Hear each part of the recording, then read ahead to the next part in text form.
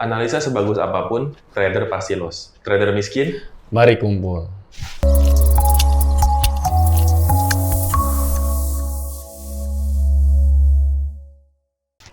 Iya, gimana nih Bapak Dwi? ya. Fenomena yang sekarang terjadi nih, Pak Jalal, banyak banget analis. Iya, Termasuk Pak Jalal sih. iya. Ya, Pak Jalal kan dia analis nih. Menurut dari sisinya Pak Jalal, analisa Pak Jalal bagus nggak? Kalau kita lihat ya, analisa bagus atau tidak, tentunya kita harus backtest terlebih dahulu strategi kita. Kalau strategi kita yang kita gunakan itu bagus, ya bisa dikatakan bagus gitu. Tapi tidak ada analisa yang 100% berhasil, teman-teman. Itu perlu dicatat ya. Jadi nggak ada analisa itu 100%. Misalnya ada signal di Telegram 100% berhasil gitu. Itu pasti hoax ya, kayak gitu.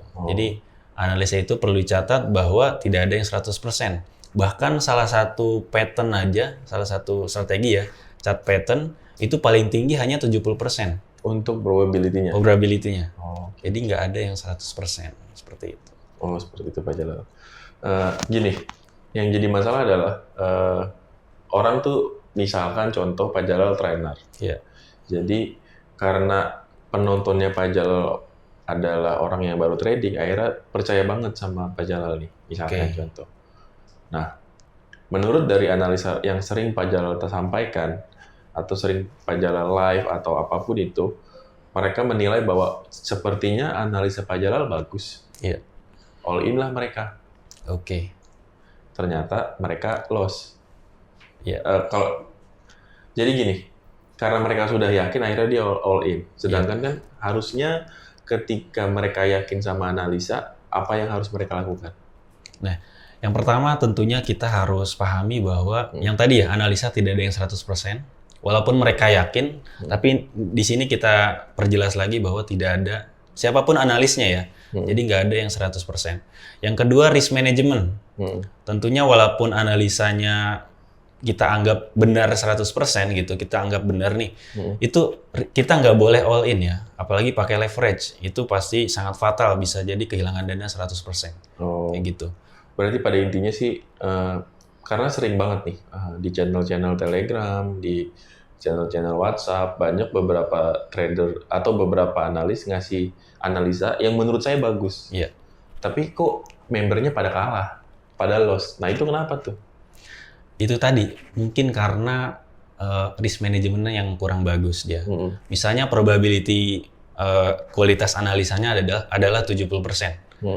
Tetapi dia langsung all in 100% risikonya. Maka ketika terjadi kekalahan, uang dia langsung habis. Sedangkan kalau kita pecah misalkan risikonya per trade-nya adalah 1%, maka walaupun misalnya probability-nya adalah 70-30, artinya kan menang 70, kalahnya 30. Kalau risikonya teratur, maka dananya tidak akan habis gitu. Kalau trading di futures ya seperti itu. Logikanya gini ya Pak Jalal ya. Sebenarnya kan pilihan cuma ada dua, kalau nggak buy sama sell, betul? Iya, betul. Kalau orang bodoh trading sebenarnya kan probability 50-50. Iya. Jadi sebenarnya nggak usah analisa. Kalau mau gambling 1:1. Iya. Kalau market forex itu kan adalah market yang sebenarnya kita cuma buntut. Kita open satu lot itu pun buntut sebenarnya sih. Nggak akan mempengaruhi harga lah. Nggak mempergerakan. Iya, nggak bikin inilah, nggak bikin ngepap lah, bikin naik gitu lah segala macam, atau bahasanya apalah. Nah, yang jadi masalah adalah kenapa ketika hanya ada dua pilihan, di mana dua pilihan berarti 50-50 atau probability-nya 50%-50%, tapi pada akhirnya beberapa trader atau beberapa teman-teman loss. Karena kalau orang bodoh trading harusnya ketika ada 10 orang trading harusnya 5 menang 5 kalah. Ketika mereka asal. Tapi ketika mereka belajar, kenapa yang menang 10%, yang kalah 90%. Nah itu yang terjadi itu kenapa tuh?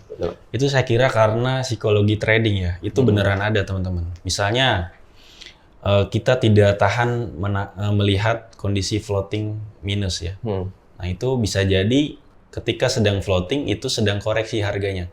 Tapi karena kita berpikir kita sering lihat chartnya kemudian tiba-tiba panik, kita tiba-tiba cut loss ya kan. Terus harga tiba-tiba naik. Nah, itu bisa membuat psikologi kita terganggu. Kita jadi sedikit stres gitu. Betul. Melihat terkena stop loss, tiba-tiba harga naik lagi. Nah, itu sering terjadi, kejadiannya seperti itu. Berarti pada intinya nih, trading tuh lebih banyak menunggu ya? Kita harus, misalnya kita sudah yakin strategi kita seperti itu ya. Nah, kita harus konsisten, harus sampai terkena stop loss. Jika memang sudah terkena stop loss, maka kemungkinan ya strategi kita gagal seperti itu. Memang kalau teorinya gampang ya Pak Jalal ya? Teorinya gampang. Tapi pas dilakuin itu susah banget. Percaya sama saya. Trading tuh teorinya gampang banget ya Pak Jalal. Iya. Tapi ketika dilakuin, analisanya udah yakin, mental kita yang nggak yakin. Makanya beberapa teman-teman di luar, saya yakin sih, tapi beberapa teman-teman yang trading pakai leverage sih, menurut saya mayoritas loss ya. Mayoritas loss. Dan teman saya sih, terutama teman-teman saya sih. Iya. Kalau teman saya Pak Jalal pakai leverage pasti Pak Jalal loss sih, menurut saya. Karena logikanya, ketika orang profit, hidupnya pasti akan jauh lebih baik. Iya. Ada yang dia pamerin. Jadi contohnya gini, ada mungkin beberapa teman-teman saya nih, dia trading dengan leverage, terus bisa profit sebulan 30%, 50% gitu. Betul. Mereka posting-posting di sosial media mereka, ketika 3 bulan mereka tidak posting lagi, saya yakin dia loss. Kalau dia menang pasti dia akan profit terus kan. Iya. Karena duit receh dari 1.000 jadi 2.000 dipamerin, masa dia punya mobil mewah nggak dipamerin? Kan logikanya itu kan. Berarti pada intinya trader tuh kebanyakan flexingnya menurut saya Pak Jalal. Iya. Karena ya dia menampilkan yang kecil aja ditampilin, masa yang gede enggak. Ketika yang gede nggak ditampilin berarti dia sudah loss menurut saya. Tapi balik lagi, karena beberapa analisa nih sebenarnya saya join di beberapa grup VIP, lumayan bagus analisanya menurut saya sih. Sesuai dengan kondisinya, sesuai dengan kondisi pasar. Ketika lagi follow trend ya dia pakai indikator yang follow trend, ketika lagi sideways dia pakai indikator yang sideways. Tapi yang jadi problem adalah itu grup bubar sekarang. Kenapa? Karena mayoritas kliennya atau mayoritas membernya nyangkut di gold. Jadi contoh, trainernya suruh ada stop loss, mereka nggak pakai stop loss. Karena sudah nyaman dengan tidak pakai stop loss. Karena yang jadi beban itu adalah, contoh kita main $10.000. Nah, terus kita minus $4.000. Setelah itu harganya balik lagi. Terus-terusan seperti itu, karena dia yakin harga akan balik, ternyata harga nggak balik. Mungkin gara-gara itu sih, menurut saya sih. Jadi kayak psikologis itu sebenarnya sangat amat sangat penting ya dalam trading gitu. Betul. Nah, kalau menurut Pak Jalal, balik lagi, ini opini kita ya, jadi bukan opini yang secara global. Jadi menurut pandangan kita dari kita trading, kenapa trader lebih memilih untuk, terutama di forex ya, untuk memilih menggunakan leverage yang besar. Contoh, kita tahu lah, kalau kita join di regulasi ASIC, anggaplah di AUSI, atau di Bapepti, atau dimanapun, mereka akan meminta leverage yang besar. Tapi kan sekarang kayak regulasi ASIC atau AUSI, UK punya, Singapura itu kan rata-rata leverage 1/30. Oh iya. Nah, kenapa para trader nggak mau nih trading 1/30? Kalau ada harga 500 atau 500 saja. Kenapa? Karena modal mereka kan terbatas ya, terutama untuk trader retail ya. Kita tentunya ingin profit besar, tapi modal kita kecil. Nah, makanya disediakanlah leverage hingga bahkan unlimited ya kalau di berarti itu beberapa broker gitu. Itu kan menjadi pilihan ya. Brokernya tidak salah, jadi itu hanya pilihan kepada klien apakah ingin menggunakan leverage yang unlimited. Ya. Tertinggi itu untuk saat ini 3.000, yang paling tinggi lagi unlimited. Betul. Iya. Berarti logikanya kalau leverage-nya makin besar, resikonya besar. Tentu dong. Ya, misalnya 1/100 dengan 1/3000, tentunya lebih berisiko 1/3000. Oh iya, saya tahu hal itu. Nah, jadi yang jadi masalah tinggi nih. Kenapa broker itu menyajikan sesuatu yang beresiko, sementara mereka pengen punya klien yang panjang? Iya. Kenapa nih? Karena melihat pangsa pasarnya sangat luas. Jadi banyak trader yang ingin mencoba mencari risiko tinggi karena di balik itu ada profit tinggi. Ya, jadi mereka suka dengan hal itu. Nah, menurut Pak Jalal, dengan leverage 1/3000 lebih banyak trader menang apa kalah? Kalau tergantung ya, kalau dia benar menggunakannya, mungkin dia bisa aja konsisten ya. Pak Jalal pernah ketemu nggak trader yang benar menggunakan leverage besar? Sejauh ini saya belum pernah ketemu ya. Berarti kebanyakan kalah dong. Karena rata-rata kalau kita lihat di portofolio MQL5 ya, itu paling tinggi mereka pakai 1/100, 1/200. Itu idealnya 1/100 dan 1/200. Oh, berarti yang Pak Jalal tahu belum ada trader yang menggunakan leverage besar dan profit. Betul. Ya, ada sih yang profit tapi kecil ya. Maksudnya kan orang leverage besar kan maunya profit 20% ke atas ibaratnya gitu ya. Ya tentunya orang yang menggunakan leverage 1/3000 itu rata-rata modalnya hanya $50 ya. Jadi free marginnya itu tipis. Masih tersisanya jadi banyak. Iya, betul. jadi margin requirement-nya juga tipis sekali. Berarti pada intinya kalau punya modal $50 main leverage 1/3000 itu mah nggak bakal menang ya. Nggak bakal profit, nggak bakal kaya lah. Gak bakal kaya. Menurut saya sih nggak bakal kaya sih. Iya. Nah, udah tahu kayak gitu, berarti kan sebenarnya gini. Kalau saya sih ini dari kacamata saya ya. Saya kira sebagai masyarakat awam sebenarnya. Saya coba berpikir dari masyarakat awam bahwa broker menjanjikan leverage besar, deposit kecil, otomatis mayoritas kalah. Iya. Berarti broker itu bandar dong. Kalau broker bandar atau bukan ya tergantung tipe brokernya ya. Nggak semua broker bandar, kadang ada juga yang broker bener ya, yang lempar ke market, ya ada juga yang bandar. Betul. Atau nyebutnya liquidity provider ya? Iya, liquidity provider. Yang saya takutin kalau bandarnya itu liquidity provider. Ya sebenarnya rahasia juga sih. Rahasia perusahaan itu ya. Gitu.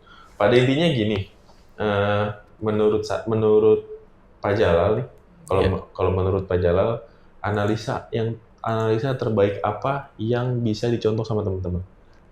Dan ideal profit berapa yang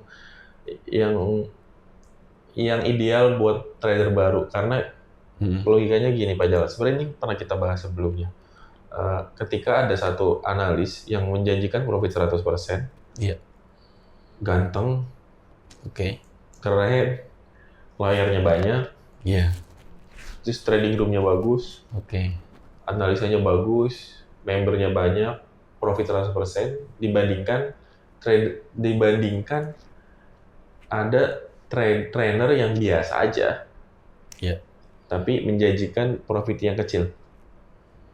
Dari sisi Pak Jalal mending yang mana nih kalau ada pilihan nih? Mau yang anggap lagi nih Pak Jalal lah. Atau ada trainer yang bisa ngasilin profit besar. Pak Jalal lebih milih mana?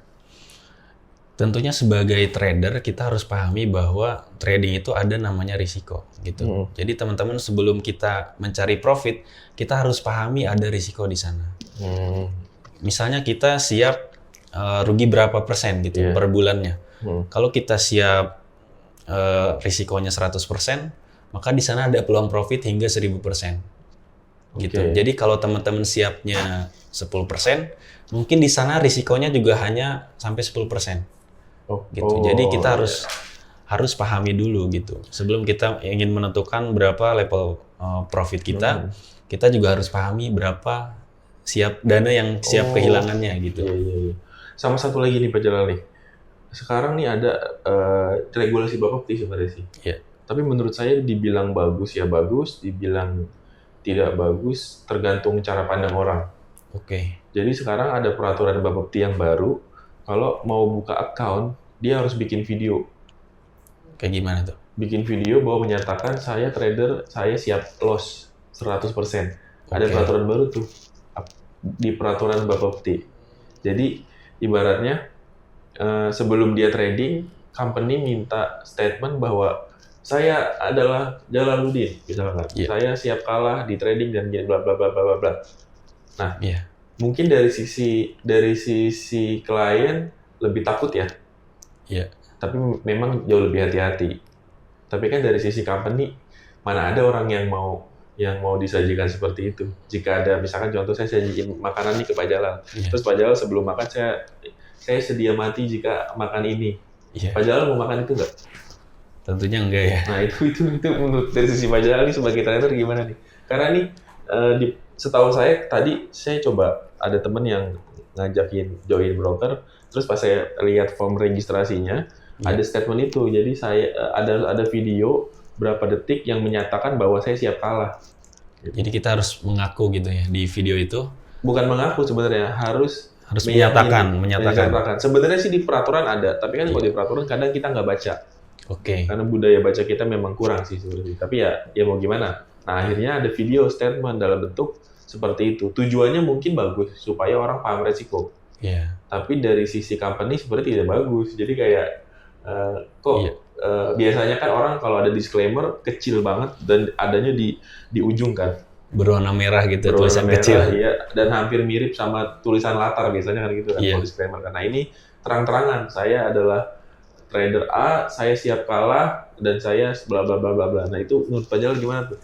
Tentunya ini langkah yang diambil oleh Bapepti karena berdasarkan yang terjadi di lapangan. Yaitu banyak yang komplain dari nasabah broker lokal yang mengalami kerugian gitu. Padahal di perjanjian itu mengalami kerugian, tetapi dia komplain. Padahal di perjanjian sudah ada pernyataannya bahwa saya siap rugi dan bertanggung jawab atas pengajuan akun ini. Gitu. Oh sebenarnya itu cuma mempertegas aja ya? Jadi mungkin ini untuk mempertegas agar Bapepti ini benar-benar sudah melindungi para nasabah gitu. Oh iya. Walaupun akhirnya jadi bikin pialang nggak ada klien ya. Walaupun dari segi pialang ya tentunya ini menjadi kurang ini ya. Iya betul. Oh gitu ya udah. Mungkin seperti itu nih Pak Jalal nih. Iya. Nah terakhir dari Pak Jalal, saran untuk teman-teman yang pengen cepat kaya dari trading apa? Kalau pengen cepat kaya dari trading, teman-teman yang penting konsisten dulu aja ya. Konsisten dulu dengan strateginya, kemudian profit konsisten dulu aja setiap bulan. Ya, nanti pelan-pelan modalnya dinaikkan, lotnya juga dinaikkan. Jadi jangan sampai lotnya dinaikkan terus teman-teman. Seperti itu. Tapi modalnya tetap sama gitu. Kayaknya kalau cuman pengetahuan di podcast doang kurang bagus nih Pak Jalal ya. Teman-teman harus join Tanya Trading. Oh iya, member Tanya Trading, betul nggak? Member Tanya Trading. Oke, gitu. Siap. Harus banyak iklan dong kita Pak Jalal. Kita harus iklan terus. Oke, mungkin itu aja Pak Jalal. Itu aja ya untuk pembahasan hari ini. Nanti kita coba ngebahas yang lain. Teman-teman kalau mau ada pembahasan tentang trading apapun, boleh nanti. Boleh request di komentar. Betul. Nanti kita akan bahas dengan Bapak Dwi dan saya. Oke, terima kasih Pak Jalal sebelumnya. Ya, terima kasih Pak Dwi. Terima kasih teman-teman sudah menonton.